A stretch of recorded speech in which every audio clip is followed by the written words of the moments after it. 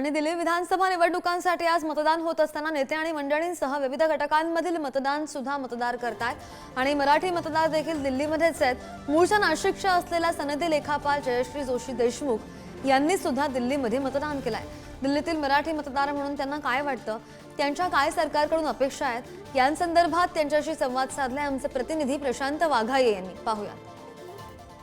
नवी दिल्ली विधानसभा निवडणुकीसाठी आज मतदान पार पडतंय।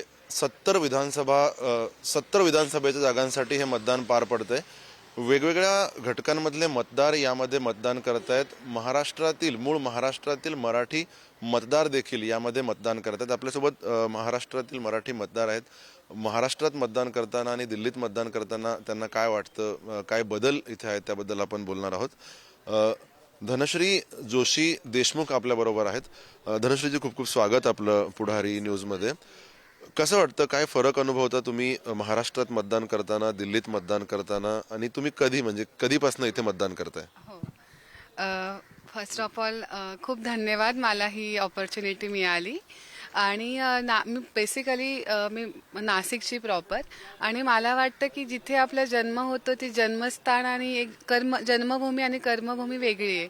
तर माझ्यासाठी दिल्ली ही कर्मभूमी आहे आणि इथे मी पहिल्यांदा आज विधानसभेत दिल्लीमध्ये मतदान केलं आहे आणि मला खूप आनंद होतोय की जिथे आपण आपलं कर्म करतोय तिथले सरकार निवडण्याचा अधिकार आपल्याला संविधानाने दिला आहे। धनश्रीजी, तुम्ही म्हटलं तसं तुम्ही सीए आहात, लॉयर आहात, तर मतदार म्हणून तुमच्या काय अपेक्षा असतात इन जनरल, की कुठल्याही पॉलिटिकल पार्टीकडनं मतदार म्हणून काय अपेक्षा असतात? मतदार म्हणून एक जगण्यासाठी ज्या मूलभूत गरजा आहे की जसं अन्न, वस्त्र, निवारा, शिक्षण, इलेक्ट्रिसिटी म्हणजे वीज झाले, पाण्याचं म्हणजे शुद्ध पाणी पण मिळायला पाहिजे। एकच सांगेल की मतदान नक्की करा।